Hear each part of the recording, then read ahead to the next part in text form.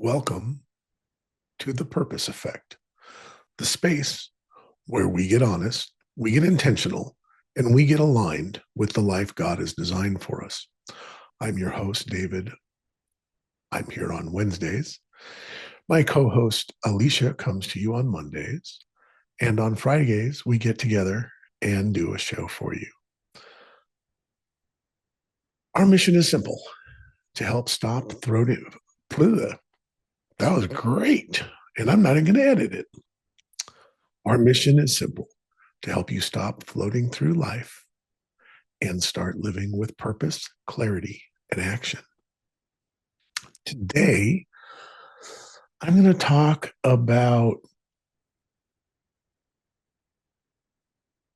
anxiety and awakening to how our purpose and living in purpose, working towards being better, as we have stated from the beginning, is what this journey is about, lessens anxiety, right? So you'd think, well, that's backwards. I'm working on myself. I'm trying to be better. That's hard. It creates all of these feelings. But to be honest with you, as I'm experiencing it, as I learn to be more healthy spiritually and embrace, for me, that's embracing my Christianity. As I learn to understand my emotions and not let them run amok so prevalently, as I try to be physically more healthy, anxiety is easier to manage. I was looking at some statistics, and you hear these things, and it's like, a third of the population has some form of anxiety. 3% of the population is on some kinds of medication. 3% of the population has a panic disorder. Social anxiety affects 7.1% of the US population. 19.3 million adults have some type of specific phobia. What? Come on. Let's be responsible adults. Stand up, say, this is hard, and learn to manage it. There's so many tools other than just take a pill, go to a doctor. Grow up, folks. Become responsible. Use the tools we've been given. I talked about this Bible study I do every morning. It says to cast your anxieties on God, and he will manage those, and go do your work. Our basic needs are so well covered. We are so lucky where we live. Very few of the people in our society have the real anxieties that might overwhelm a human, a place to stay, a place to be safe, nourishment for your physical body. Most of us have that. Unfortunately, there are some people in wherever we are, there are people who are still not secure for food, and certainly not emotionally secure. But those of us who are going to be in this space,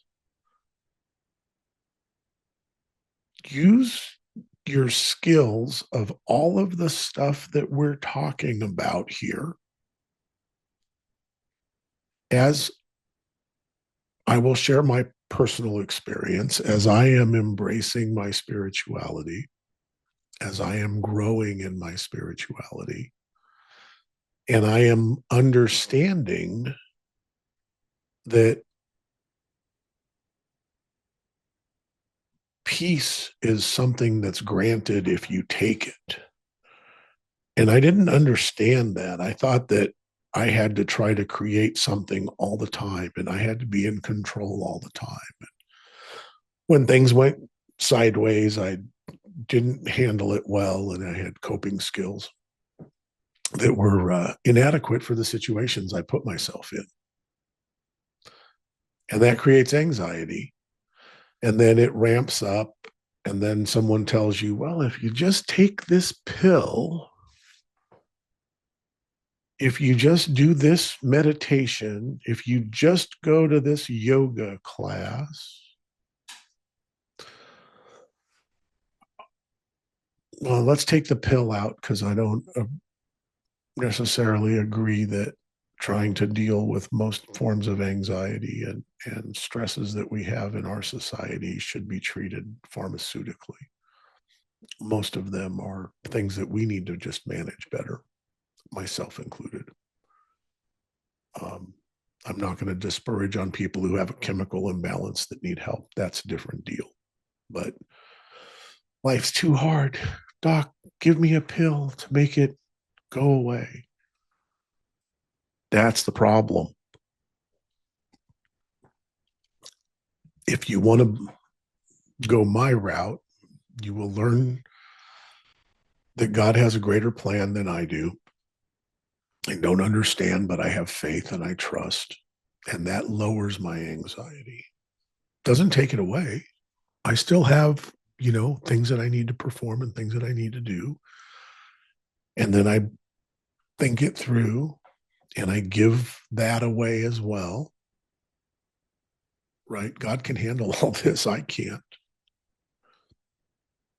But there's a whole skill set that comes with all of this, right? So for me, working on the spiritual portion of this is giving me some peace and grace that I didn't understand, as we spoke about on the last show. But living it affects my emotional health because as I am learning to live in grace and peace, my emotions are more aligned with where I want to be. I'm less all over the place, just freaking out about things. Lowering that form of anxiety is definitely healthy. So it all comes together, but it requires effort. All of it. And the strategies and tools that we learn about managing these things are still valid, right? So it's real easy. I sit here and I say, oh, I give it to God. It's all great. But part of what we have is knowledge and understanding, right? We know that motion and exercise and being outdoors is something that makes us all feel better. Do it. I can't tell you how many people that I work with and people that work for me that I tell on a regular basis, stop what you're doing every 2 hours, go outdoors, go for a walk around the block, get some air, get some exercise, look at the sunshine. Management tools, right? You need to be able to exist within the boundaries that we have here. It is far easier for me to participate in my own health than for me to be complacent. Well, wait, you just said that you can give it to God and it's all okay. And stupidity is not okay. I can sit here and say all day long, well, God forgives me, so I can eat all of the candy I want. My body's not going to be okay with that. God may not be mad at me, but I don't necessarily know I believe that either. I think intentionally harming ourselves when we know what we're doing is not acceptable behavior, right? So we work through this stuff. That's what this is about. You use all of the tools that you have at hand, right? Um, when Alicia and Kelly were talking, it was super interesting that Kelly referred to her brain as a tool. I like that because it is. I think there's a little more to that. I'd probably want to dive a little deeper than that into that whole portion of that conversation because it's very, very interesting to me. But if we look at it this way and we we care for our tools as a craftsman, I have some tools that I've had for decades because they're valuable and they're important and they're good tools and I take good care of them. I've put effort into managing them for the long term. You know, you have a power tool, you change the bearings in the motor, you keep the cord good. When the trigger goes bad, you replace it. You manage and maintain your tools. So if we look at our brain as a tool that God has given us, then we need to manage and maintain it. And that is by guiding our thoughts and our hearts in a way that enlightens and uplifts our brain and polishes this tool through exercise by reading and digesting things and critical thinking and taking this tool that is our brain and using it to the fullest of our abilities at the moment. I believe that changes. I don't think that our abilities to do things is constant. Sometimes we're more gifted in certain areas than others.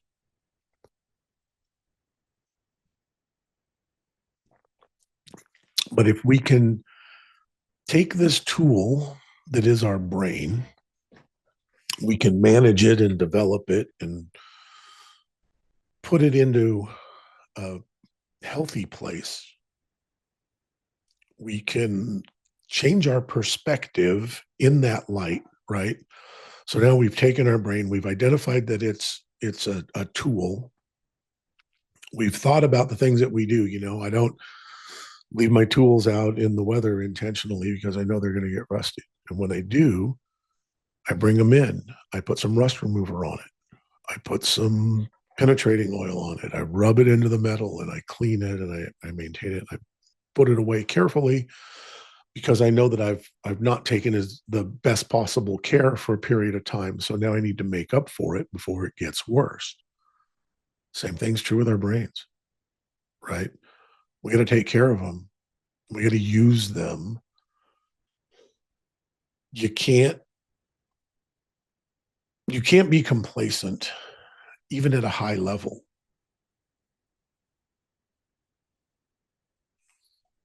That's an interesting statement, David. What do you mean complacent at a high level? I'll break it down and make it easy. I don't care who you are or how good you are. You could always be better. You could always learn more. You could always have a different perspective. You could always have new information. So it goes the same with exercising your brain. Keep putting in healthy content. Guide yourself towards things that don't increase anxiety. Focus on what we can agree about as people and not on what we don't agree about. That's part of why I'm so passionate about this is because what we're doing here is we're saying, no matter what is going on in your life, you need to work on yourself. We need to work on ourselves, every single one of us. And if we're all working on ourselves separately, right? Back to the separately together thing that I talk about so much. If each of us separately is working on making ourselves better, when we get together, we're better as a whole. And as we model that for the people in our circles and they get better, and then our circles intertwine, we're changing things. That's what I would really feel is powerful, is getting motion to where people are focused on the things that we have in common. I don't agree with a lot of people's politics. A lot of people don't agree with mine. Some people don't agree with my eating habits. I don't agree with theirs. I don't like the way they drive. They don't. Stop. Stop it. I need to be better. I need to learn more. I'm working on understanding biblical stuff and scripture stuff, and that's a lot. There's a lot of information there, and I want to understand it better. So if I'm busy working on what I want to learn, I'm not worried about what you do or don't know. If I'm trying to control my emotions and I'm behaving better and I'm focused on learning and managing, I'm sorry that you're having a meltdown because you don't like something and you're protesting in the street and you're screaming and shaking your sign and your voice is quivering. And I just don't want to put my emotional energy there. I want to put my emotional energy into something that's going to make something better, not just press my opinion on you. We all have room to be better. If you're working on your better, you're going to not have time to focus on someone else's better. And all of this comes around to affecting us physically. Ask everybody who takes ulcer medication or eats Tums, like M&Ms. It's, your emotional anxiety will most definitely affect your physical health. So it's a lot to work on. There is so much to work on that we don't have time to worry about what other people are working on, folks. Work on yourselves. The people who are on your same path will find you. I don't even know how that happens, but you do. You'll look up, you'll have a conversation, and they'll go, "Oh, yeah." I was talking to a contractor friend, and he said something about, noticing differences in me. And I said, "Yeah, I'm doing this thing and I'm doing this podcast and I'm really embracing change and I've been in prayer and I've been doing this whole different thing." And he's like, "Really?" He's like, "Yeah, we start every morning with prayer. The wife and I, we. I'm like, "Really?" He's like, "Yeah, we've been doing this for a while and it's a real important part of our morning." And I had no idea. I'm like, step back. I'm kind of like, wow. And then, we went on to have a conversation that I wouldn't have expected, but to find out that someone who's, one of my peers, working guy, doing what we do, running a, construction related company. And here he is telling me that separately we're on a similar pathway. That's what this is about. how like-minded people find each other because we're like-minded people. He noticed something different about me. He asked a question. We had a conversation because we were both open to that. You're not going to have that conversation if you're not open to being on the giving end of it. And you're certainly not going to have it if you're not on the receiving comfortable portion of that. You're just going to blow it off. And that's why Alicia and I do our best to model this by doing it and then sharing with you here what we're doing.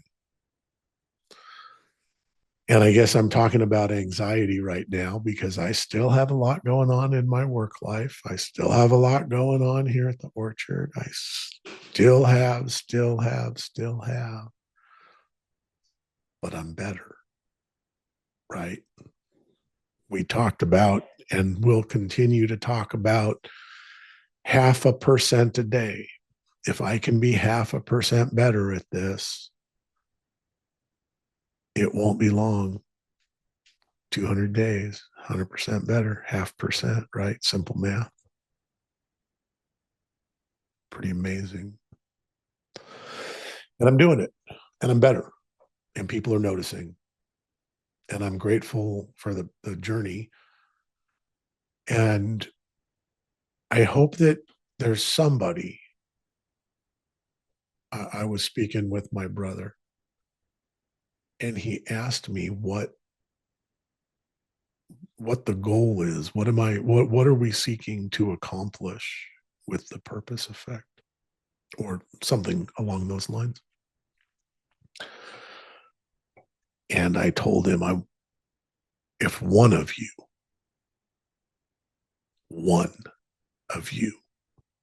is positively affected by this, that's why I do this. Because every single one of you counts.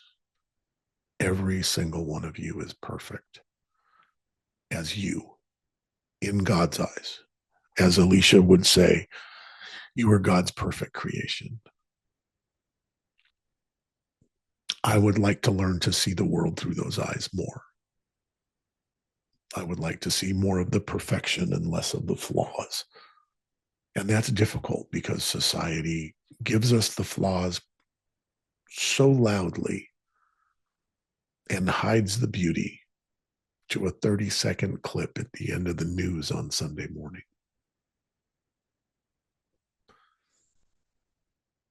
So we focus on the anxiety and the anxiety grows. We focus on being healthy and the anxiety diminishes. Seems like a simple formula. It's hard. It doesn't just, well, I did it today and then now it's easy.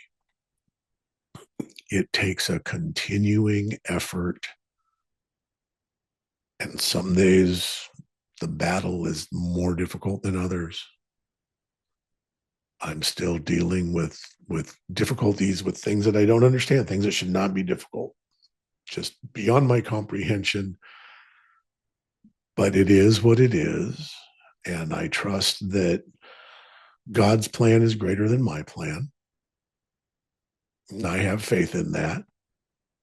And that lessens my anxiety. And as my anxiety lessens, I am less emotional, which means I feel better. Everybody around me feels better. And when we feel better, we're more healthy. It's easier to be healthy when you feel better. You don't stress eat. You don't crave sweets. You don't look for the pleasures in food that we're not getting from other places in life. So it really is all intertwined. It's all woven together. And as much as I try to separate it so that I can work on each of these things individually, they're just not separate. It's all so tightly intertwined and wrapped up and macrame together. It's like chaos. And then you look at it in a very small portion of that chaos at a time, and it's beautiful.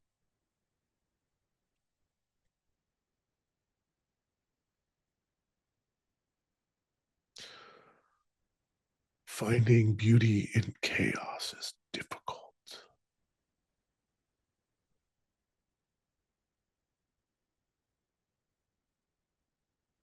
But when it becomes organized and you can create a pattern out of that little bit of beauty and you repeat the beauty, you take the chaos, you pull out a little tiny bit of beauty, right? And then you take that beauty and you repeat it.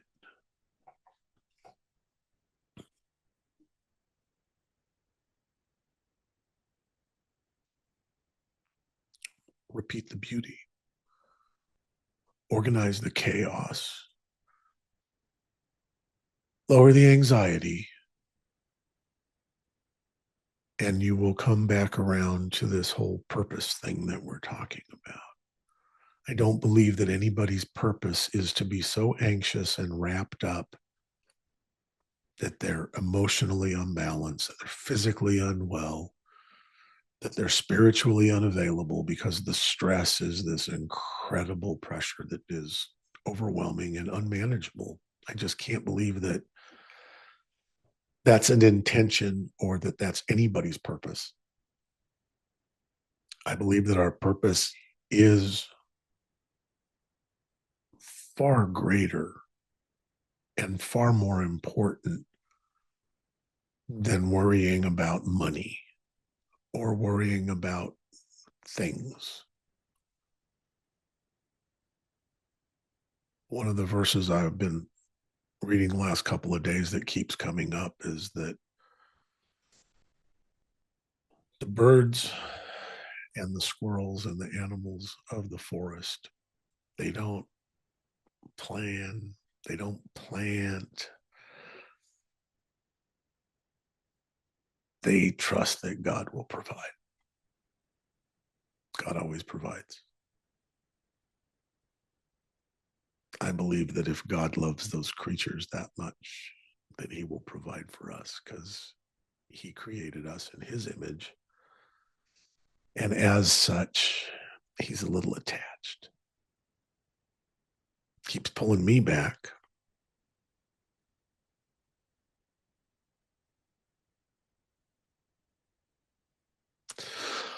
Wow, kind of weird sitting here by myself doing this, and I'm emotional about what I'm thinking about because this is a little bit heavy. And I'm down to the end here, and I'm going to wrap this up pretty quick. But what I really, really want to leave everybody with on this episode is that there is grace. If you accept grace, it is God given. And in that grace, there is peace. And no matter how much I may think I don't deserve that, the scripture tells me it's mine for the asking. And if it's mine, it's yours. Just for the asking. Learning to accept it's a different thing. That's like a whole nother podcast, right?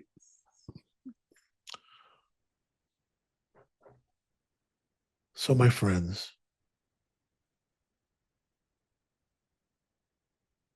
take this information, use it to accept that you, each and every one of you, are God's perfect creation. And every single one of you and I, all of us, deserve grace. And we deserve kindness, and we deserve good things. You deserve good things.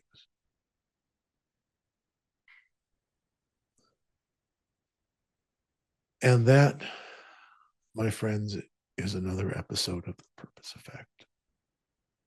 If what we're doing here touches you, if it speaks to you in some way, I am grateful for that.